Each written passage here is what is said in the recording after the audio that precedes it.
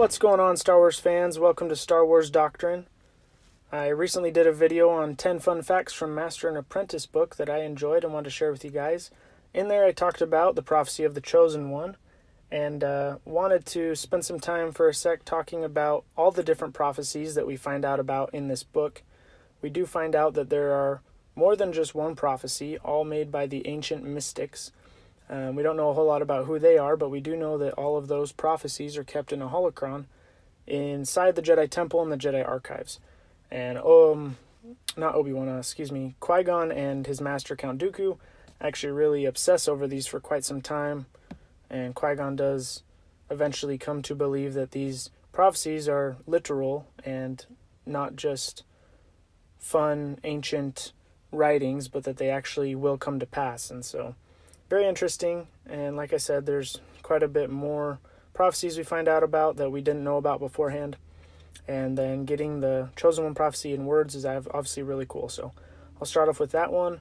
The prophecy of the Chosen One reads, "Only through sacrifice of many Jedi will the Order cleanse the sin done to the Nameless. The danger of the past is not past, but sleeps in an egg. When the egg cracks, it will threaten the galaxy entire. When the Force itself sickens, past and future must split and combine. A chosen one shall come, born of no father, and through him will ultimate balance in the Force be restored." So pretty interesting. Some of it, is fairly obvious, like the Jedi Order being cleansed with the sacrifice of many Jedi. Obviously, Anakin wipes out pretty much the entirety of the Jedi Order, and then him being born of no father makes sense. We know Anakin was created by midichlorians, and then it brings ultimate balance in the Force, which is kind of up for interpretation. Master and Apprentice leads us to believe that balance in the Force would mean the same number of Sith as there is Jedi, and also have seen it interpreted, though, that ultimate balance in the Force would mean only light side and absence of dark side. So kind of up for interpretation on that, but lots of things to dissect on that. If you guys have any ideas on what some of the other stuff could mean, I'd love to hear it in the comments. Number 2. She who will be born to darkness will give birth to darkness. One of the best theories on that I've seen so far is that it's talking about Leia and Kylo, because Leia was born to darkness. It says she who will be born to darkness will give birth to darkness. And then Leia gives birth to Kylo, who is obviously fairly dark. So that's one of the best theories I've seen on that. Obviously there's a million things it could mean, and we might just have no idea as well. Number 3. When the righteous lose the light, evil instead shall return. Obviously, in the wake of all of the Palpatine theories right now, that one's getting a lot of attention because it very well could be talking about Palpatine, evil once dead. The book itself, Obi-Wan talks about how he believes it could have been talking about an ancient Sith Lord who he had heard found a way to come back from the dead. It's not talking about Plagueis. He's talking about just an ancient Sith Lord we had never heard about before. And so he offers that explanation, but then again, he says he isn't sure, and that it could be really anyone, maybe even Palpatine. So, let's see.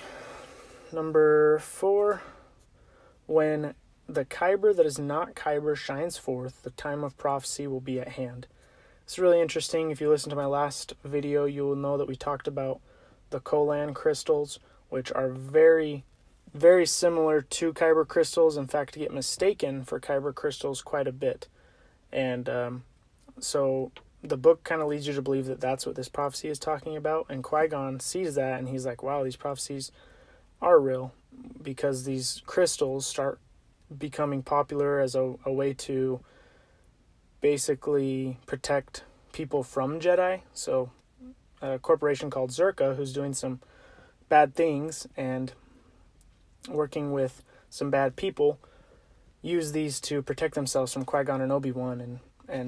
So anyways, it says that when that stuff shines forth, like it does in this book, the time prophecy will be at hand. Only a couple of years later is it that Qui-Gon finds Anakin. So it's kind of interesting and kind of leads us to believe that that's what this could be talking about. The next prophecy says, "One will ascend to the highest of the Jedi, despite the foreboding of those who would serve with him." This one I am kind of lost at. It's really intriguing. Despite the foreboding of those who would serve with him.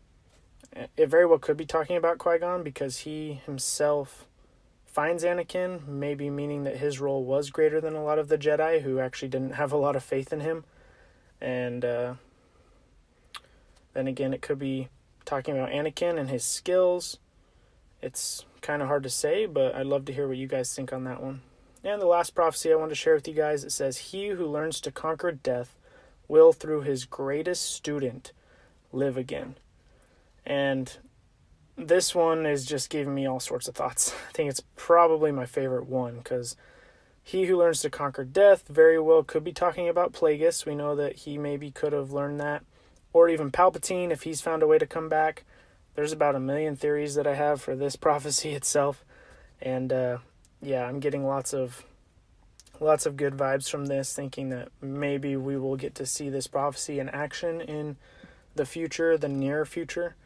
But yeah, so that's about all the prophecies that Master and Apprentice showed us, which I thought you guys would be interested to hear. Let me know what you think in the comments about some of these. If you have any of your own interpretations on what they could mean or what they're talking about, I would love to hear them, because there's just about 1 million ways you can spin these. So I hope you guys have a great week. May the Force be with you. Don't forget to like and subscribe, because it is your destiny.